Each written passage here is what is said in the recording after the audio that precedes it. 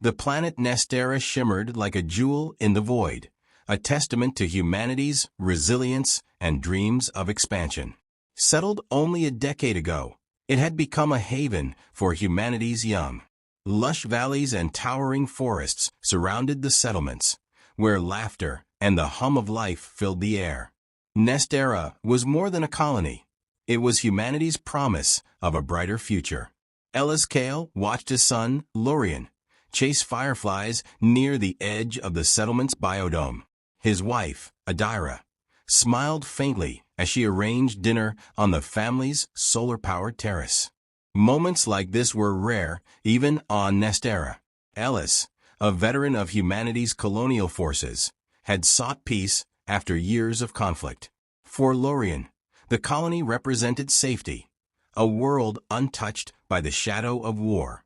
That illusion shattered as the sky darkened unnaturally. A low, resonating hum preceded the arrival of alien ships, their surfaces shimmering with impossible geometries. The sirens wailed, shattering the tranquil evening. Ellis scooped Lorian into his arms, shouting for Adira to follow. The attackers were the Vralith, a species known for their ruthless efficiency and disdain for lesser civilizations. Though their motives remained cryptic, their actions were clear. They targeted Nestera's nursery colonies with cold precision. They viewed humanity's young not as innocents, but as strategic vulnerabilities. The settlement's defenses activated, plasma turrets rising from concealed platforms, but they were no match for the Vralith. The alien ships unleashed beams of pure energy that tore through the colony's shields and infrastructure. Families screamed as structures crumbled, and the air filled with acrid smoke. Ellis, clutching Lorian, sprinted toward the underground shelters. Adira followed, her face pale but determined. Explosions rocked the ground as the Vralith launched pods that disgorged insectoid warriors. The aliens moved with terrifying speed, their multi-limbed forms cutting through human defenders with surgical efficiency. Reaching the shelter entrance, Ellis pushed Lorian into Adira's arms. "Get him inside," he barked. "I'll hold them off." "No," Adira protested, but the steel in his gaze silenced her. She disappeared into the shelter, the heavy doors sealing behind her. Armed with only a plasma rifle salvaged from a fallen guard, Ellis took cover behind the wreckage of a transport vehicle. He fired at the advancing Vralith, his aim honed by years of training. Each alien he felled was replaced by two more. Despite his valor, he knew he was buying mere moments for the others. Inside the shelter, Lorian clung to his mother as the tremors grew stronger. The sound of Ellis's weapon fell silent. Adira closed her eyes, tears streaking her soot-covered face. By dawn, the Vralith were gone, leaving behind devastation. The shelters opened, and survivors emerged to a landscape unrecognizable. Buildings lay in ruins, and the once vibrant colony was now a charred wasteland. Among the wreckage, Adira found Ellis's rifle, its barrel twisted and scorched. The loss of Nestera echoed across human space. News of the massacre spread rapidly, carried on encrypted transmissions to Earth and the farthest colonies. Images of children's charred toys and hollow-eyed survivors ignited a fire in humanity's collective soul. Among the survivors was Adira, holding her son tightly as she addressed the colony's emergency council. Her voice, raw with grief and fury, resonated with a single, unyielding truth: they came for our future. They will not live to see their own. The Vralith had underestimated humanity. What they saw as a calculated strike would summon a response of unimaginable scale. The death knell for Nestera was also the birth cry of humanity's vengeance. The memorial at Nestera was a solemn gathering, broadcast across every human colony and Earth itself. It marked a turning point in humanity's history. Adira Kale stood before a sea of faces, her son Lorian by her side. The boy clung to her hand, his gaze vacant. Behind them, the names of the fallen glowed on a towering digital obelisk, stretching high into the sky, a list that spanned thousands. Adira's voice broke the silence, each word laced with grief and fury. They came for our children. They thought we were weak. They thought our love for the young was a vulnerability. Today, we show them how wrong they are. Across the galaxy, millions of humans listened. From the orbital stations circling Mars to the mining outposts in the asteroid belt, her words ignited a single, unifying flame. For decades, humanity had been divided by politics, by borders, by ideology. But the attack on Nestera erased those divisions. Now, humanity stood as one. In Earth's high-orbit command station, General Elias Veron watched the broadcast. His weathered face betrayed no emotion, but his clenched fist revealed his determination. Adira's right, he said, addressing the Council of Planetary Leaders. The Vrelith didn't just attack a colony. They declared war on our very existence. Veron, a veteran of humanity's conflicts with rival species, understood the stakes better than most. The Vrelith were not an enemy that could be reasoned with. Their attack on Nestera proved they sought total domination. Humanity's survival required something more than defense. It demanded overwhelming retaliation. We cannot strike blindly, cautioned Dr. Linera Voss, a leading scientist in humanity's advanced weapons program. Her holographic image flickered as she addressed the council from her lab on Titan. The Vrelith possess superior technology. To defeat them, we must think beyond conventional warfare. I propose deploying the Genesis Protocol. The room fell silent. The Genesis Protocol was humanity's most closely guarded secret, a weapon capable of harnessing quantum energy to obliterate entire fleets. It had been theorized but never tested, its potential for collateral damage deemed too great. Desperate times demand desperate measures, Veron said firmly. If we don't use everything at our disposal, there won't be a future for our children. The decision was unanimous. Within hours, humanity's fleet began mobilizing. Massive carriers and sleek, nimble fighters left their docks, forming an armada unlike anything seen before. On Earth, factories shifted to wartime production, churning out weapons, drones, and exosets. AI systems, once reserved for exploration, were reprogrammed for war. Adira, now a symbol of humanity's resilience, was invited to the command station. Though not a soldier, her fiery resolve and connection to the tragedy made her voice indispensable. This isn't just about vengeance, she said during a strategy meeting. This is about sending a message. Our children are not our weakness. They are our strength. Harm them, and you awaken the wrath of an entire species.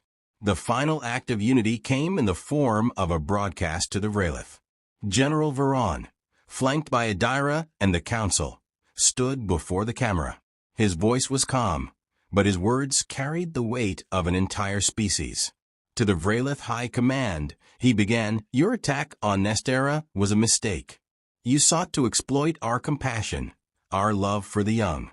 Instead, you've united us in a way nothing else could. Hear this. If you strike at humanity again, we will unleash an extinction-level response. There will be no negotiation, no mercy, only annihilation." The message was transmitted directly to the Vrelith, accompanied by an encoded warning, a brief demonstration of the Genesis Protocol's destructive power, annihilating an asteroid with terrifying precision. As the Vrelith deliberated their next move, humanity's fleets prepared for war. On the bridge of the flagship Resolute Dawn, Adira stood beside General Veron. She gazed out at the stars, her resolve unshaken. "Let them come," she whispered. "We're ready." The first wave of Vrelith ships emerged from subspace near humanity's defensive perimeter, a calculated test of Earth's resolve. Their fleet bristled with energy weapons, their confidence evident in their unhurried formation. The Vrelith believed they understood humanity, fragmented, primitive, and reactionary. They were wrong. From the command deck of the Resolute Dawn, General Elias Veron stood with Adira Kale and Dr. Linera Voss. The vast armada of humanity's united forces filled the viewports, each ship gleaming with the promise of retribution. "They're probing us," Varon said grimly, observing the Vralith fleet's cautious movements. "They want to see if our words were hollow." "They'll get their answer," Adira replied, her voice cold. She stood beside him, wearing a tactical uniform, a civilian no longer. She was humanity's voice, its living embodiment of grief and fury. "Genesis protocol systems are online," Dr. Voss announced from her station, her fingers flying across the console. "Energy level stable. Awaiting your command, General." Varon didn't hesitate. "Target their flagship. Let them understand the price of their arrogance." The Genesis weapon activated, its quantum core pulsing with light that seemed to bend reality. A focused beam lanced through the void, striking the Vralith flagship with surgical precision. The ship disintegrated in an instant, a silent explosion scattering fragments across the battlefield. The Vralith fleet faltered. Their formations broke as they scrambled to comprehend what had happened. It was the opening humanity needed. "Full offensive," Varon ordered. No survivors. The human fleet surged forward. Fighter squadrons darted between Vralith ships, delivering precise strikes to critical systems. Massive carriers unleashed waves of automated drones, their adaptive AI overwhelming the aliens' defenses. Ground forces deployed on contested planets, using exosuits and advanced weaponry to neutralize entrenched Vralith positions. Adira watched the battle unfold, her hands clenched into fists. Each Vralith ship destroyed was a small measure of justice for Nestera, but her heart still ached. The cost of this war was already immeasurable. As the battle raged, a sudden alert blared across the command deck. Dr. Voss's face tightened as she read the data. "General, we have a problem. The Vralith are deploying a planetary annihilation weapon, a doomsday device. If it activates, it will destabilize the orbits of our colonies in this sector." Varon's jaw tightened. "Can we stop it?" "There's a chance," Voss said, glancing at Adira. "But it will require a direct strike at the core, and it's heavily shielded. We'll need a team to infiltrate their command vessel." Adira stepped forward without hesitation. "I'll go." Varon hesitated. "Adira, I've already lost everything," she interrupted. "If this is what it takes to protect what remains of humanity, I'll do it."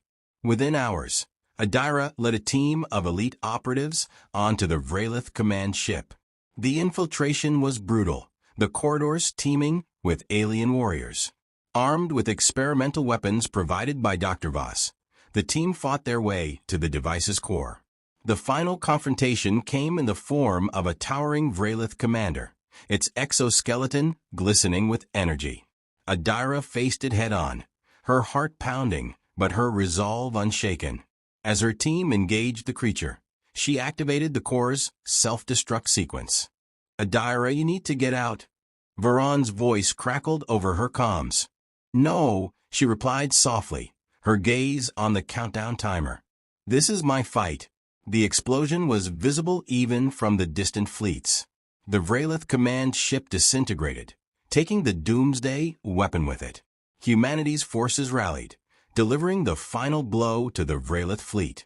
Back on the Resolute Dawn, silence filled the command deck as they confirmed Adira's death. Varon stood rigid, his eyes fixed on the battlefield. "She gave us everything," he said quietly. "Let's make sure it wasn't in vain." The war ended that day, with the Vralith retreating into the shadows of space. Humanity had won, but the cost was etched into their hearts. On a rebuilt Nestera, a new monument rose beside the first. This one bore Adira's name, a symbol of humanity's strength and sacrifice. As Lorien placed a hand on the monument, his mother's words echoed in his memory. "Asterisk, they came for our future. They will not live to see their own." Asterisk,